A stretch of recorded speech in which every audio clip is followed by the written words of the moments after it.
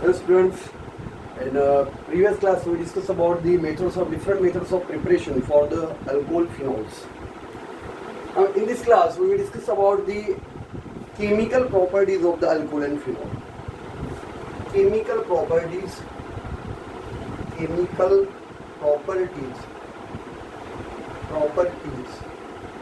of alcohol and phenol. In this class we will discuss about the different chemical properties of the alcohol and phenol, and one of the important chemical property of alcohol and phenol, that is the acidic nature, acidic behavior of the alcohol and phenol. We know that the acid means what? Generally those species which can give the proton, that is H plus ion, any species which can give the H plus ion, generally we can call that the acids. According to the Arrhenius theory, those can produce the H plus ions, they are called as the acids.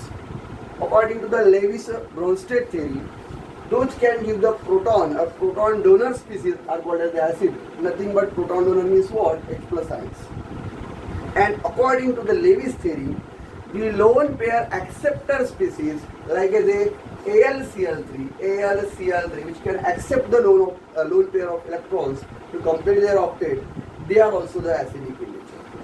Now in this chapter we have to see the acidic nature of alcohol and phenol. Now first we know that the general formula of alcohol, that is the ROH, that is the alcohol. Okay, and the general formula of phenol, that is the, you can write the AR and OH, aryl group. Okay, now we know that if alcohol is acidic in nature, this bond can be break. अगर alcohol acidic है तो ये bond break होना चाहिए और यहाँ पे क्या प्रोड्यूस होना चाहिए? H plus ion. सेम यहाँ पे भी होना चाहिए. अगर फिनॉल जो है वो एसिडिक होगा तो ये बॉन्ड ब्रेक होने के बाद यहाँ पे क्या प्रोड्यूस होगा? H plus ions. Now out of this which one is more acidic in the aqueous medium, ये हमको प्रूव करना है, ये हमको देखना है कि which is more acidic in the aqueous medium. Now if we dissolve the alcohol in the water H2O, we can get the RO negative plus hydronium ion, H3O positive, that is the hydronium ion, and this is the alkoxide ion,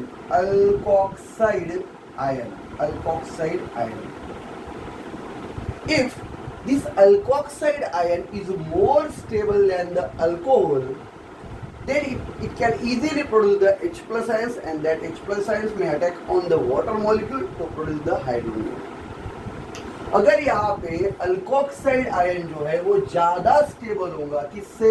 alcohol से, तो वो क्या करेगा? H plus को छोड़ देगा. वो H plus किसके पास जाएगा? ऑक्सीजन के पास लोन पेयर है, इसके पास चला जाएगा और किस में कन्वर्ट हो जाएगा? हाइड्रोनियम. जितना इजीली वो प्रोटोनेशन करेगा उतना ही वो ज़्यादा एसिडिक होगा. सेकंड कंपेयर करते हैं फिनॉलिक स्पीसीज को. यहाँ पे मैं पहले ग्रुप जो यहाँ पे बेंजीन रिंग बना रहा हूँ, यहाँ पे OH, that is the phenol. ये आपका फिनॉल होगा, ये आपका अल्कोहल था, अल्कोहल. इसको अगर हम रिएक्ट कर देते हैं किसके साथ? अल्टीमेटली वाटर में अगर डिसॉल्व कर देते हैं तो क्या होगा? फिनॉक्साइड आयन प्रोड्यूस हो जाएंगे यहाँ पे, that is the phenoxide ion plus hydronium ion. Phenoxide ion. If phenoxide ion is more stable than the phenol, they can easily undergo the protonations and they behave as the acids. Now we have to compare which one is more acidic in the aqueous medium. Generally the alcohol are neutral in the aqueous medium and phenols are slightly acidic in the aqueous medium. इस basis पे अगर हम देखते हैं तो phenol जो है वो ज़्यादा एसिडिक होना चाहिए as compare to the alcohol. अब ये प्रूव कैसे करोगे आप कि फिनॉल जो है वो ज़्यादा एसिडिक होगा किसके कंपैरिजन में? अल्कोहल के कंपैरिजन. अब देखो, if the phenoxide ion, this phenoxide ion is more stable then the alkoxide ion. अगर ये फिनॉक्साइड आयन ज़्यादा स्टेबल होगा अल्कोक्साइड आयन के कंपैरिजन में, तो ये इजीली यहाँ पे प्रोटोनेशन करेगा और किसमें कन्वर्ट होगा, फिनॉक्साइड आयन। अगर हम देखते हैं यहाँ पे alkoxide ion RO negative and phenoxide ion यहाँ पे O negative, which one is more stable? जो ज्यादा स्टेबल होगा वो ज्यादा एसिडिक होगा। अगर फिनॉक्साइड आयन ज्यादा स्टेबल है अल्कोक्साइड आयन के कंपैरिजन में, तो phenol will be the more acidic as compare to the alcohol. But if the alkoxide ion is more stable then the phenoxide ion, then the alcohol will be more acidic. अब यहाँ पे देखो oxygen के ऊपर कौन सा charge है, negative charge है, और यहाँ पे इसके बाजू में क्या लगा हुआ है, अल्किल ग्रुप लगा हुआ है। अल्किल ग्रुप क्या कौन सा इंडक्टिव इफेक्ट शो करते हैं? Always alkyl groups are called as electron donating group. ये क्या करेंगे भाई, इसको इलेक्ट्रॉन डोनेट करने की कोशिश करेंगे। अगर इलेक्ट्रॉन डोनेट करने की कोशिश करेंगे तो ऑक्सीजन के ऊपर का निगेटिव चार्ज और बढ़ेगा and that alkoxide ion is destabilized, इसकी स्टेबिलिटी और कम करेगा।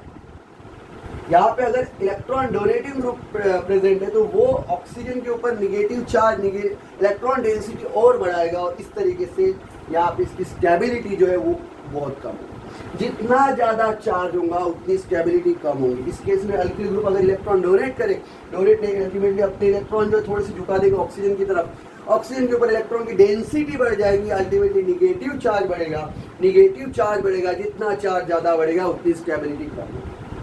बट इस केस में अगर आप देखोगे ये जो निगेटिव चार्ज है ये स्टेबलाइज कर सकता है, ये स्टेबलाइज ज्यादा है as compare to the alkoxide है।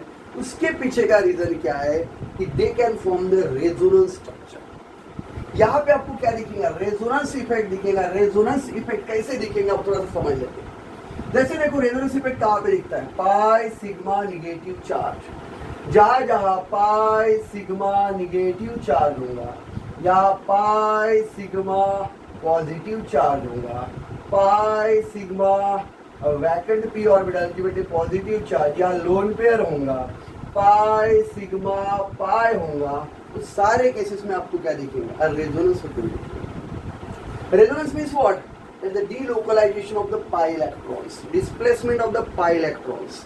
यहाँ पे पाई इलेक्ट्रॉन डिस्प्लेस होंगे, कैसे होंगे देखो, अगर ये इलेक्ट्रॉन यहाँ पे भेज देगा तो यहाँ पे इलेक्ट्रॉन डेंसिटी बढ़ जाएगी, तो अल्टीमेटली यहाँ के इलेक्ट्रॉन कहाँ पे चले जाएंगे, इस कार्बन के ऊपर। नेक्स्ट हमको रेजोनेंस स्ट्रक्चर क्या मिलेगा, O डबल बॉन्ड, इसके ऊपर आ जाएगा यहाँ पे निगेटिव चार्ज और यहाँ पे 2 डबल बॉन्ड ऐसे। ये हो गया, इसका फर्स्ट स्ट्रक्चर हो गया। ये सेकंड रेजोनेंस स्ट्रक्चर अगेन क्या होगा, ये इलेक्ट्रॉन यहाँ पे शिफ्ट होंगे तो ये इलेक्ट्रॉन चले जाएंगे इस कार्बन के ऊपर, O डबल बॉन्ड, यहाँ पे डबल बॉन्ड बना, यहाँ पे निगेटिव चार्ज आ गया, ये डबल बॉन्ड ऐसे का वैसे। Third resonating structure. नेक्स्ट क्या होगा, फिर से अब ये इलेक्ट्रॉन यहाँ पे ट्रांसफर हो जाएंगे, ये इलेक्ट्रॉन यहाँ पे चले जाएंगे, देन O डबल बॉन्ड, इस केस में अब डबल बॉन्ड ये बना, ये तो ऑलरेडी था, यहाँ पे आ गया निगेटिव चार्ज। और एक लास्ट और एक रेजोनेंस स्ट्रक्चर बनेगा, ये इलेक्ट्रॉन यहाँ पे चले जाएंगे, ऑक्सीजन अपने इलेक्ट्रॉन वापस ले लेगा, oxygen negative charge, single electron, यहाँ पे आ गया डबल बॉन्ड, यहाँ पे डबल बॉन्ड, यहाँ पे। तो यहाँ के जो इलेक्ट्रॉन्स है वो pi ring, because of this benzene, यहाँ पे जो बेंजीन लगी हुई है वहाँ पे रेजोनेंस होने के कारण यहाँ पे हमको 5 रेजोनेटिंग स्ट्रक्चर मिलते हैं। कितने, 5 रेजोनेटिंग स्ट्रक्चर। जहाँ पे ज्यादा से ज्यादा रेजोनेटिंग स्ट्रक्चर बनेगी उसकी स्टेबिलिटी उतनी ज्यादा होगी। तो अल्टीमेटली फिनॉक्साइड आयन जो है उस इलेक्ट्रॉन को स्टेबलाइज कर रहा है बिकॉज ऑफ द रेजोनेंस, तो फिनॉक्साइड आयन की स्टेबिलिटी ज्यादा है as compare to the alkoxide ion. अगर फिनॉक्साइड आयन की स्टेबिलिटी ज्यादा होगी तो H+ को जल्दी छोड़ देगा, H+ की जोड़ने के बाद भी आप उसको स्टेबलाइज करने के लिए यहाँ पे बेंजीन लेंगे, और यहाँ पे because of resonance we can get the 5 resonating structure and maximum the resonating structure, maximum their stability. That means the phenoxide ion is more stable than the alkoxide. अगर फिनॉक्साइड आयन ज्यादा stable है alkoxide ion की comparison में तो वो H+ को easy छोड़ेगा, इसीलिए हम बोल सकते हैं कि फिनॉल जो है वो ज्यादा एसिडिक होता है as compare to the alkoxide ion. Right, in case of the phenoxide ion can be stabilized by the 5 resonating structure। अब रेजोनेंस स्ट्रक्चर आप देखोगे एक चीज आपको कॉमन दिखेगी, हर एक रेजोनेंस स्ट्रक्चर में टोटल चार्ज जितना है उतना ही रहना चाहिए, चार्ज चेंज नहीं होना चाहिए। यहाँ पे कितना चार्ज है, -1, यहाँ पे -1, -1, -1 and -1। हर स्ट्रक्चर में चार्ज क्या होना चाहिए, सेम होना चाहिए। यहाँ पे डिस्प्लेसमेंट ऑफ एटम नहीं हो रहा, यहाँ पे कोई एटम डिस्प्लेस नहीं हो रहे। क्या डिस्प्लेस हो रहे, सिर्फ बाय इलेक्ट्रॉन डिस्प्लेस हो रहा है, इलेक्ट्रॉन का डिस्प्लेसमेंट हो रहा है, इलेक्ट्रॉन का डिस्प्लेसमेंट हो रहा है। यहाँ पे कोई एटम का डिस्प्लेसमेंट नहीं हो रहा है। तो आपको देखिए ना, हर एक स्ट्रक्चर में आपको -1 चार्ज दिख रहा है। जो एटम जहाँ पे थे वहीं पे जस्ट क्या हो रहा है, इलेक्ट्रॉन जो है वो डिस्प्लेस हो रहा है। तो अल्टीमेटली यहाँ पे phenoxide ion is more stable then the alkoxide ion. इसके पीछे का रीजन आप क्या लिख सकते हो, phenoxide ion can form the 5 resonating structure and maximum the resonating structure, there stability is also maximum. That's why the phenol is more acidic then the alcohol. Okay, now check there some examples. If we compare some examples of alcohol and phenol, how we can identify which one is the more acidic. जब थोड़ा सा check कर लेते एक दो example द्वारा कि अगर अल्कोहल ये है, अगर हम अल्कोहल को कंपेयर करते हैं तो which one is more acidic. Just we take the one example, if you take the example of alcohol, this is the primary alcohol ROH, this is the secondary alcohol, this we have to take the CH2 and R, then CH R R OH, and finally R C R R OH. Now this alcohol is the primary alcohol, and this alcohol is the secondary alcohol, and this alcohol is the tertiary alcohol. Now which one is more acidic? अब इन तीन case में alcohol function group है, तो कौन सा ज्यादा acidic होना चाहिए, which alcohol will be more acidic. हमने पढ़ा हुआ है कि अल्कोहल में अल्किल ग्रुप जो है वो क्या कर रहा है, डिस्टेबिलाइज कर रहा है। आयरन को क्या कर रहा है, स्टेबिलिटी दे रहा है क्या, नहीं, उसको डिस्टेबिलाइज कर रहा है। तो जितने ज्यादा अल्किल ग्रुप हो, maximum the alkyl group, the stability will be minimum. जितने ज्यादा अल्किल ग्रुप होंगे उतनी ही अल्कोक्साइड आयन की स्टेबिलिटी कम होगी। यहाँ पे अल्कोक्साइड आयन क्या बनेगा, O निगेटिव बन जाएगा, यहाँ पे निगेटिव बनेगा और यहाँ पे निगेटिव बनेगा। यहाँ पे एक ही अल्किल ग्रुप है, यहाँ पे दो अल्किल ग्रुप है, यहाँ पे तीन अल्किल ग्रुप है। अल्किल ग्रुप क्या कर रहा है, डिस्टेबिलाइज कर रहा है। तो अल्टीमेटली यहाँ पे स्टेबिलिटी सबसे ज्यादा किसकी होंगी, प्राइमरी की स्टेबिलिटी ज्यादा as compare to the secondary, as compare to the tertiary. अगर प्राइमरी अल्कोक्साइड के आयन की स्टेबिलिटी ज्यादा है तो primary alcohol will be more acidic then the secondary alcohol then the tertiary. ये चीज आपको ध्यान में रखना है कि जितने ज्यादा अल्किल ग्रुप होंगे उतनी ही अल्कोक्साइड आयन की स्टेबिलिटी कम होंगी और उतना ही उसका एसिडिक नेचर जो रहेगा वो कम हो जाएगा। तो primary alcohol will be more acidic then the secondary then the tertiary. Okay, थोड़ा सा हम फिनॉल के बारे में डिस्कस कर लेते हैं। अगर फिनॉल के ऊपर कोई इलेक्ट्रॉन विड्रॉइंग ग्रुप अगर लगा हुआ है, जैसे मैंने लगा दिया यहाँ पे OH और यहाँ पे मैंने NO2 लगा दिया, nitro group, O negative and positive.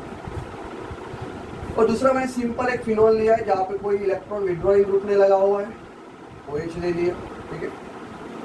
अब which one is more acidic, this phenol is more acidic और four nitrophenol this is more acidic. Phenol is more acidic और 4-नाइट्रोफिनॉल इज मोर एसिडिक। अगर यहाँ से हाइड्रोजन जाता है तो यहाँ पे बनेगा फिनॉक्साइड आयन, यहाँ से हाइड्रोजन जाएगा तो यहाँ पे बनेगा फिनॉक्साइड आयन। अभी हमने पढ़ा हुआ है कि they can form the 5 resonating structure.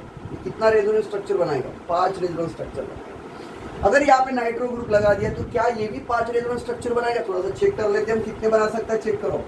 यहाँ से इलेक्ट्रॉन यहाँ पे ट्रांसफर होंगे तो ये इलेक्ट्रॉन यहाँ पे चलेंगे, O डबल बॉन्ड यहाँ पे बना है, इलेक्ट्रॉन यहाँ पे ट्रांसफर होगी तो निगेटिव चार्ज आ गए, यहाँ पे 2 बॉन्ड जैसे का वैसे, यहाँ पे NO2 ग्रुप आपका जैसे का वैसा, O negative and positive. Okay, second resonance structure क्या बन सकता है, ये इलेक्ट्रॉन यहाँ पे ट्रांसफर हो गए तो ये इलेक्ट्रॉन कहाँ पे चले जाएंगे, इस कार्बन के ऊपर, देन O डबल बॉन्ड, ये इलेक्ट्रॉन यहाँ पे ट्रांसफर हो गए, निगेटिव चार्ज आ गए, डबल बॉन्ड बन गए, डबल बॉन्ड है NO2 ग्रुप जैसे का वैसा, एन डबल बॉन्ड और single bond, O negative, N के ऊपर है positive charge. Third resonating structure. Fourth क्या होगा, अब देखो यहाँ पे नाइट्रो ग्रुप जो है, इसको नाइट्रोजन को भी इलेक्ट्रॉन की जरूरत है, ये इलेक्ट्रॉन कहाँ पे ट्रांसफर होंगे, यहाँ पे, तो डबल बॉन्ड बनेगा, इलेक्ट्रॉन डेंसिटी बढ़ जाएगी, ऑक्सीजन है इलेक्ट्रॉन यहाँ से उठा लेगा। नेक्स्ट स्ट्रक्चर क्या बनेगा, O डबल बॉन्ड, ये डबल बॉन्ड जैसे का वैसा, ये भी डबल बॉन्ड जैसे का वैसा, यहाँ पे बना अब double bond, nitrogen oxygen single bond negative, यहाँ पे ऑक्सीजन सिंगल बॉन्ड निगेटिव, यहाँ पे क्या बनेगा, एक पॉजिटिव, ठीक है। नेक्स्ट स्ट्रक्चर क्या बनना चाहिए, फिर से क्या करेगा, ऑक्सीजन जो है वो यहाँ पे इलेक्ट्रॉन ट्रांसफर कर देगा, ये इलेक्ट्रॉन यहाँ पे चले जाएंगे और ये इलेक्ट्रॉन यहाँ पे गए यहाँ पे, स्ट्रक्चर क्या बनेगा, ओ डबल बॉन्ड। ये इलेक्ट्रॉन यहाँ पे ट्रांसफर हो गए मतलब डबल बॉन्ड, यहाँ पे बना है सिंगल बॉन्ड, फिर से ऑक्सीजन और नाइट्रोजन का डबल बॉन्ड बना है, ये तो जैसे का वैसा ही है। इसके ऊपर फिर से पॉजिटिव चार्ज और इलेक्ट्रॉन यहाँ पे जाने के कारण इसके ऊपर आ गया नेगेटिव चार्ज और ये डबल बॉन्ड जैसे का वैसा ही।